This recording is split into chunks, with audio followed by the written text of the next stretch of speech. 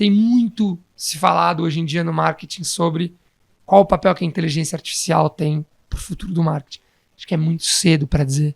Acho que ninguém ainda conseguiu explorar nem 0,1% do que isso vai ser.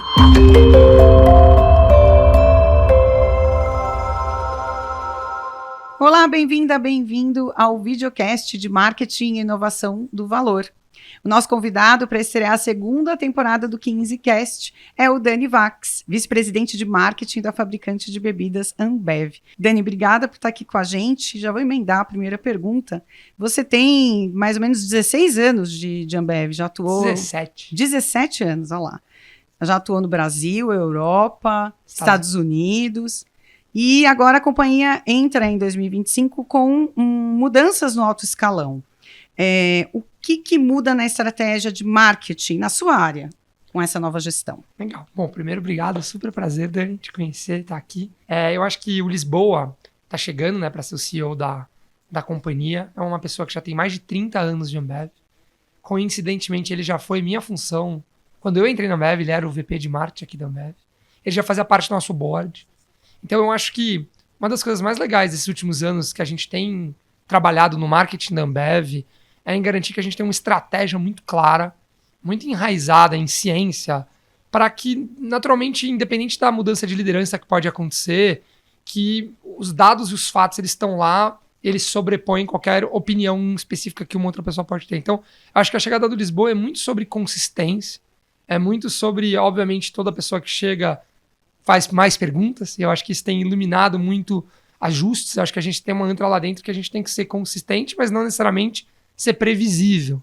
Então, eu acho que o que nos espera é muita consistência nas coisas que a gente vem fazendo. A gente está muito feliz com os últimos anos. Vou perguntar, então, de tecnologia. Como é que vocês estão usando a tecnologia como suporte à inovação? Isso é padrão, né? A gente sabe. A gente tem aí um avanço de inteligência artificial generativa, muitos dados para analisar. Como é que para que lado vocês estão indo? A tecnologia está sempre reinventando um pouco o marketing. Acho que tem coisas no marketing que nunca mudam, independente da tecnologia. Né? No final é sobre entender os consumidores, no final é sobre posicionar a sua marca, conseguir encontrar um espaço único na cabeça das pessoas. E a tecnologia, no final, ela é uma ferramenta que ajuda a fazer alguns desses processos. Então, por exemplo, a gente tem a oportunidade de ter dentro de casa, de ter concebido na garagem da Ambev o Zé Delivery. E quantas CPGs, quantas empresas de bem de consumo como a Ambev não vendem para um supermercado que vende para o consumidor? Então elas estão sempre a 1 grau de separação ou 2 graus de separação do consumidor. O fato de a gente ter o Zé Delivery dentro de casa faz com que a gente tenha uma relação direta com o consumidor. Isso abre uma série de informações, dados, análises. Tem muito se falado hoje em dia no marketing sobre qual o papel que a inteligência artificial tem para o futuro do marketing. Acho que é muito cedo para dizer. Acho que ninguém ainda conseguiu explorar nem 0,1% do que isso vai ser. Mas já dá para ver algumas oportunidades, né? Principalmente input de estratégia, né? Para você gerar ideia. A metáfora que as pessoas costumam usar, que eu acho que é bem legal, que a inteligência artificial pode ser um copiloto de suporte à decisão, de input, de gerar informações, de testar. Já tem coisas que a gente tem testado, por exemplo, de inteligência artificial que emulam diferentes tipos de consumidor. Então, um consumidor mais conservador, um consumidor mais jovem, progressivo, um consumidor com uma preferência A ou B, e você consegue testar a comunicação e a inteligência artificial te diz um pouco como seria esse teste na vida real. E é óbvio que você tem que interpretar, né? Não pode seguir nada literalmente. Você usa a inteligência artificial no seu dia a dia? Porque a gente estava conversando com alguns executivos de agências de publicidade no fim do ano passado, e alguns fazem brainstorm mesmo, reunião de ideias com um prompt de IA, né? Enfim, puxar ali um bate-papo, algumas ideias. Você usa assim nesse... Eu tenho usado cada vez mais, para ser bem sincero. Assim, eu acho que hoje, na minha vida pessoal, ele ocupa um lugar assim como se fosse um Google muito mais avançado. Então, vou te dar um exemplo. Eu sou um cara que sou super curioso com cinema. Em algum momento eu tinha uma apresentação para o meu time de criatividade que eu queria fazer algumas metáforas com o cinema, na relação de filmes super bem-sucedidos, que foram blockbusters em termos de vendas, né? Tô falando aí de Indiana Jones, Star Wars, e filmes que são super bem no quesito crítica cinematográfica. E é impressionante como você vai pro Google, como é difícil compilar, enquanto no chat GPT da vida, ele te manda uma tabela, um gráfico pronto que plota 100 filmes, o score do IMDb, que é o proxy para crítica, com um faturamento ajustado pela inflação nos últimos X anos, e você só precisa dar um Ctrl+C, Ctrl+V no Excel, tá pronto.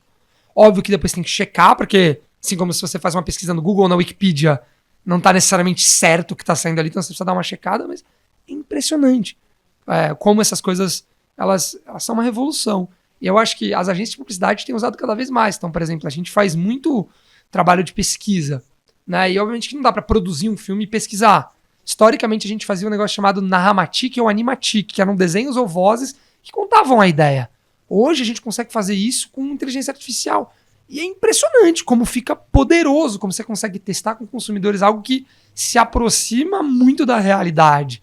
E economiza tempo, obviamente que economiza dinheiro, o processo é muito melhor. Então, de novo, tudo isso que eu tô falando ainda é meio tático.